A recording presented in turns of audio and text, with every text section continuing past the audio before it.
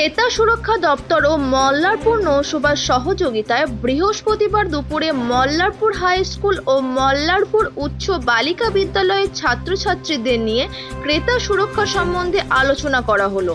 এদিন উপস্থিত ছিলেন বীরভূম ক্রেতা সুরক্ষা দপ্তরের ক্রেতা কল্যাণ আধিকারিক বিধুভূষণ সাহা ও জেলা খাদ্য সুরক্ষা আধিকারিক ডক্টর প্রসেনজিৎ বটব্যাল, ময়ূরেশ্বর 1 নম্বর ব্লকের ফুড সেফটি অফিসার শুভদীপ মণ্ডল, হাই স্কুলের প্রধান শিক্ষক প্রবীর মাল, মল্লারপুর নৌসভার সম্পাদক সাধন সিনহা সহ আরও অনেকেই। ক্রেতারা জিনিস বা পরিষেবা ক্রয় করতে গিয়ে কিভাবে সুরক্ষিত পাবেন এবং তারপরেও যদি ঠকে যান তাহলে তার সমাধান কিভাবে পাওয়া যাবে তার বিষয়ে সবিস্তারে আলোচনা করা হয় আজ। এছাড়া দৈনন্দিন জীবনে আমাদের সুস্বাস্থ্য রক্ষাতে কিভাবে আমরা খাদ্য সুরক্ষাকে কাজে লাগাতে পারি তার বিষয়েও আলোচনা করা হয়।